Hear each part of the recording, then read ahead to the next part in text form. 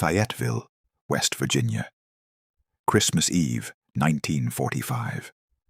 The Sodder family was a picture of the American dream. George and Jennie, Italian immigrants, had built a successful life and a home filled with 10 children. That night, as the younger ones celebrated, the house was full of light and laughter. Hours later, in the dead of night, that home was an inferno. A mysterious fire, starting from an unknown origin, ripped through the wooden house George and Jennie, along with 4 of their children, managed to escape the flames. But 5 did not. Maurice, Martha, Louis, Jennie, Betty, gone. The official story was that they were tragically incinerated, turned to ash by the intense blaze. But there was a loophole in that story. A 5-day investigation by the local fire department found nothing. No bones, no teeth, no fragments of any kind. 5 children had simply vanished into smoke. The Sodders, in their grief, refused to accept this. And in their desperate search for answers, they did something that would either destroy the case forever or reveal the one clue that proves this was never an accident. They brought in a bulldozer. And what they found in the dirt, and what they didn't find, is the real heart of this mystery.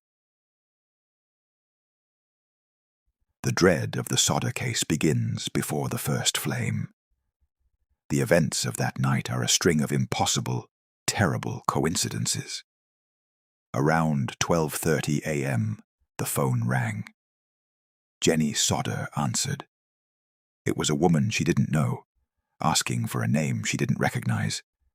Jennie heard strange laughter and the clinking of glasses in the background before she hung up, dismissing it as a wrong number, and went back to bed. It was then she noticed the lights were still on and the front door was unlocked. At 1 a.m., she was woken again, this time by a loud, thumping sound on the roof, as if something had been dropped.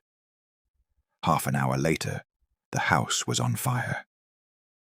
George Sodder sprang into action. He ran to call the fire department, but the phone line was dead.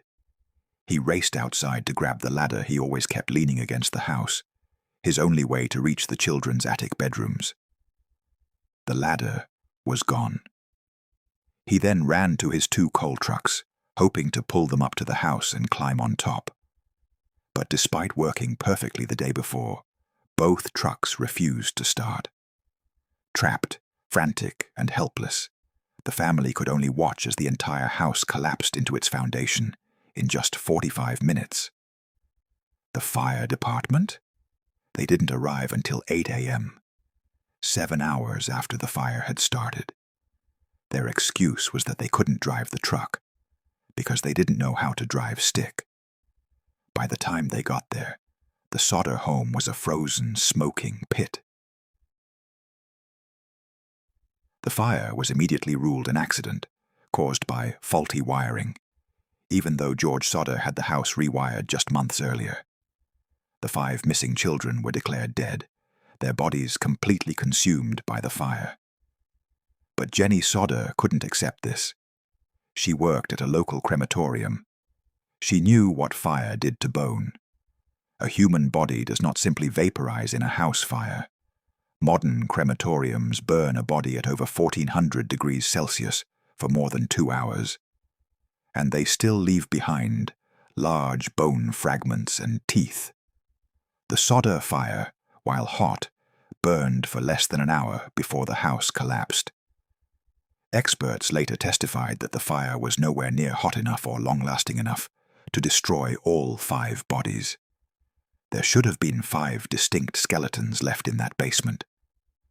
The fire chief, F.J. Maurice, found nothing, not a single chip of bone.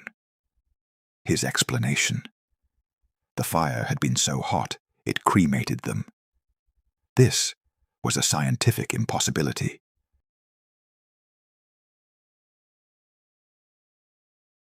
George Sodder was consumed by one thought: the fire department had failed him. If his children's remains were in that basement, he would find them. 5 days after the fire, on New Year's Day, 1946, he climbed onto a bulldozer and began to systematically bury his home. He pushed over 5 feet of dirt into the basement, covering everything, intending to turn the site into a memorial garden. But this is the central, haunting clue. During this excavation, George sifted through the ash. He found small objects, coins, appliance parts, a few melted pieces of what he thought was a car. But he never found what should have been there. He never found a skull, a spine, a single vertebra. The fire had been hot enough to melt metal, but not hot enough to leave even a trace of 5 children. Critics say George destroyed the crime scene, that his grief-fueled act made any further investigation impossible. But others ask a darker question. What if the fire chief knew there was nothing to find? What if the impossible explanation of cremation was a story, and the bulldozing of the site was a convenient, tragic way to seal the mystery forever?